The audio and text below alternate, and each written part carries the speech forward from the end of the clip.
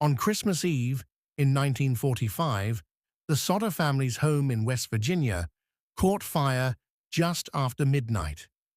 Inside the house were George and Jenny Sodder, along with 9 of their 10 children. By morning, the home was nothing but ashes, burned to the ground. But this is where the story becomes one of the most disturbing mysteries in American history. 5 of the Sodder children, Maurice, Martha, Louis, Jenny, and Betty, were declared dead in the fire. Yet no bodies were ever found. Not bones, not teeth, not anything. The fire chief claimed the blaze was hot enough to cremate them. But cremation experts disagreed. House fires simply don't reach temperatures high enough to destroy bones completely. And in the debris of the Sodder home, objects like appliances, metal tools, and furniture springs were still intact. So where were the children? Jenny Sodder didn't sleep for months. She began conducting her own experiments, burning animal bones in fire after fire. None of them disappeared, not even partially. The first clues appeared almost immediately. Hours before the fire, a man was seen watching the house from a parked car. Earlier that week, another man visited, warning George Sodder that his criticisms of Mussolini would bring trouble. The Sodders, being Italian immigrants, had enemies, political and personal. On the night of the fire, strange things happened. The phone line was cut. The family's trucks, normally working, refused to start. A neighbor claimed she saw someone stealing a block and tackle from the property.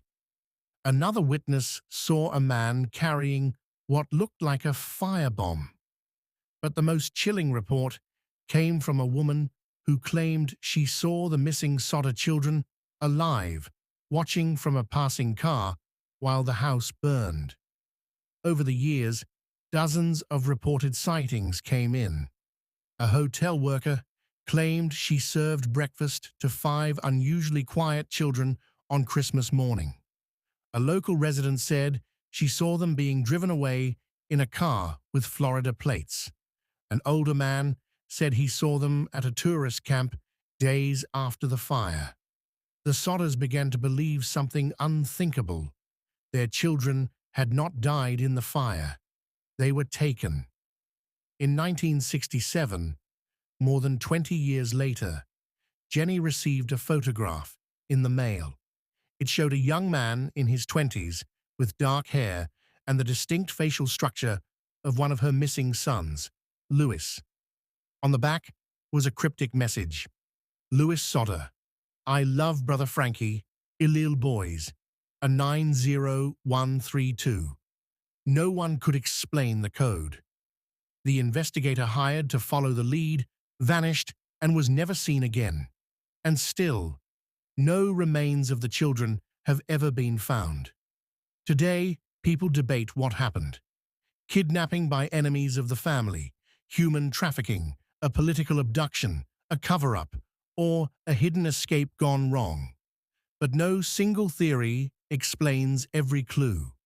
5 children, a fire with no bodies, dozens of sightings, a coded photo, and a family who spent the rest of their lives searching. Whatever happened that night in 1945, one truth remains. The Sodder children did not vanish in the fire. They vanished into history.